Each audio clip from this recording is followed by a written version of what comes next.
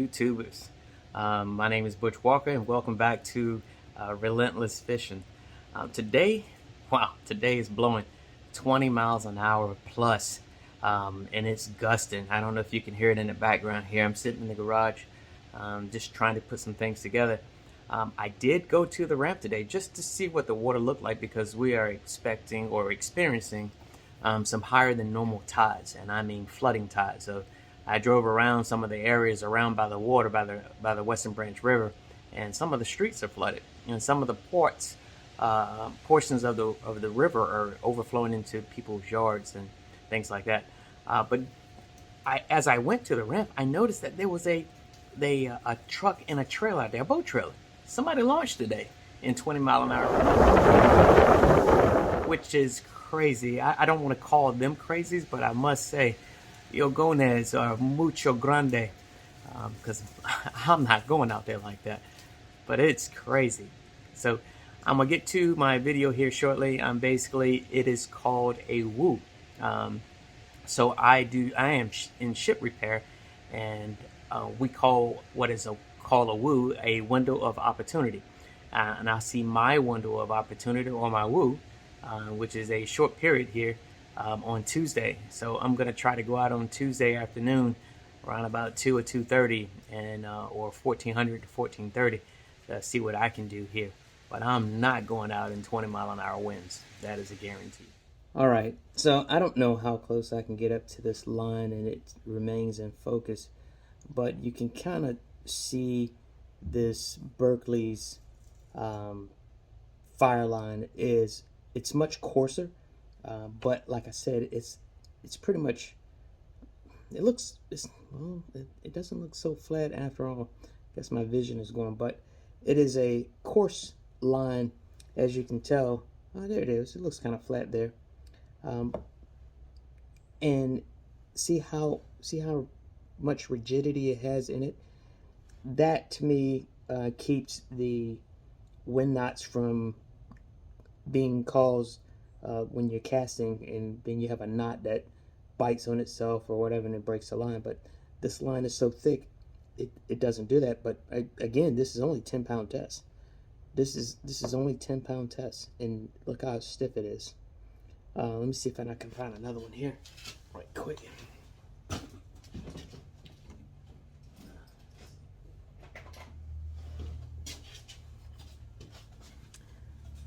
Alright, so this is another one here. This is another rod. Alright, this too is 10-pound. This 10-pound test.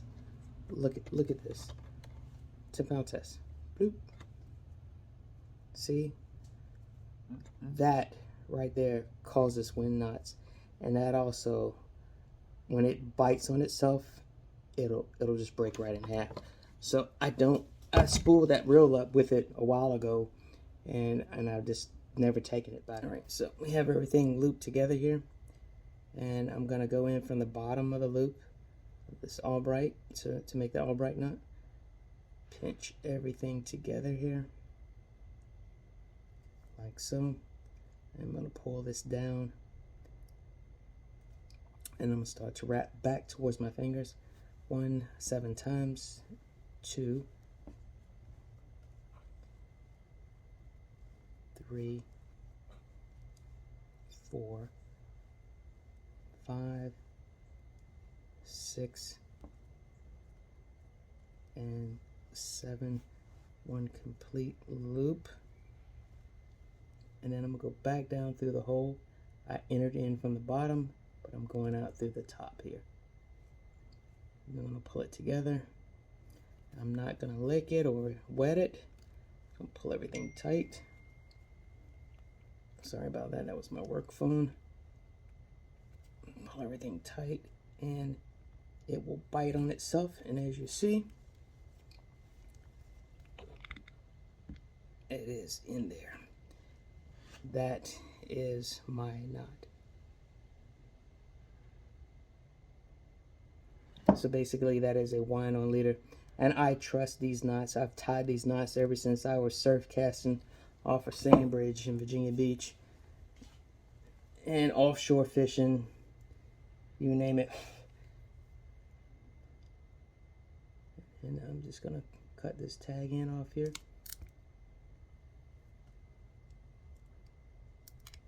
And then I'm gonna cut this tag in off over here.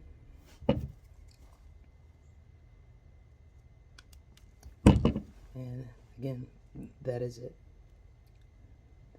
That is it there. Good knot.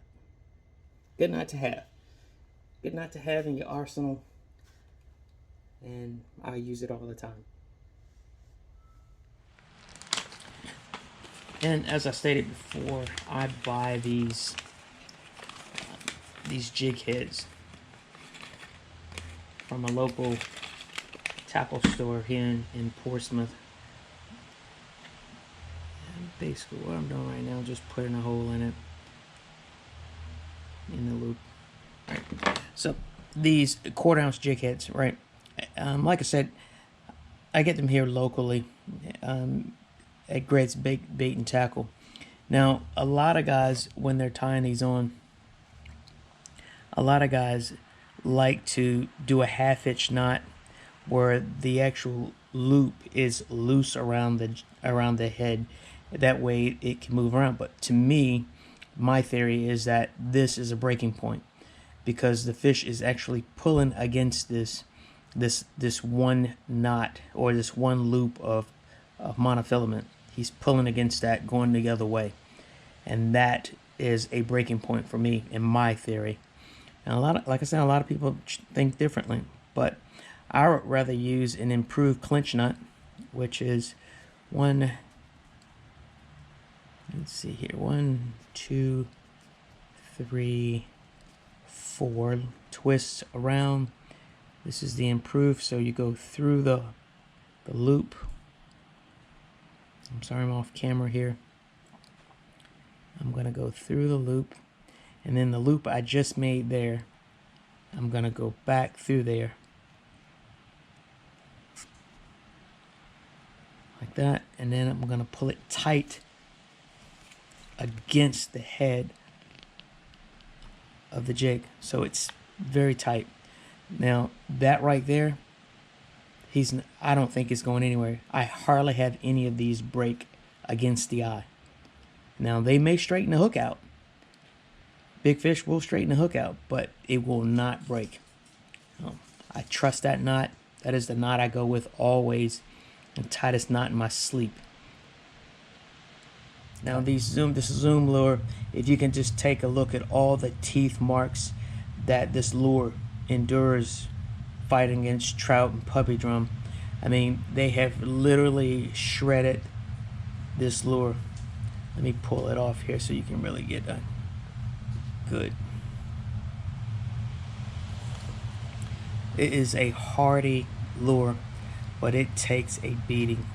I don't know if I'm getting on camera these teeth marks throughout this thing. These are all teeth marks in here, and this lure just gets destroyed. And once it's destroyed like that, or it rips from the top down, which this one is starting, I'll just go ahead and replace it. Just go ahead and replace it. I mean, they just beat this lure to death. And I love this lure. Again, I am not being sponsored by Zoom whatsoever. This lure just works well for me. I mean, even on a fast retrieve or fast jig, those fish light it up. Now, when I'm fishing puppy drum, or I fish kind of slow. I bounce off the bottom, or if I'm trying to catch flounder, I'm slow with it. But these last couple of weeks, these fish have been wanting it pretty fast, and they've been hitting it hard. Good afternoon, YouTubers. This is Bush Walker with Relentless Fishing. Just a recap of Tuesday's woo. I got one 18-inch fish, and he wasn't really worth me bringing home or putting on video. It would take a long time to catch that one fish. I mean, there are days like that you'll have that you won't get but one, or maybe you come home with the whole grocery bag. But I want to leave you, my YouTube friends, with one thing before I go. I'm really not a political type person due to all these COVID stuff, and no one wants to work. Just remember, YouTubers, we are Americans, not Americans. Thank you. Please remember to comment, subscribe, like, and I'll see you the next time. Bye.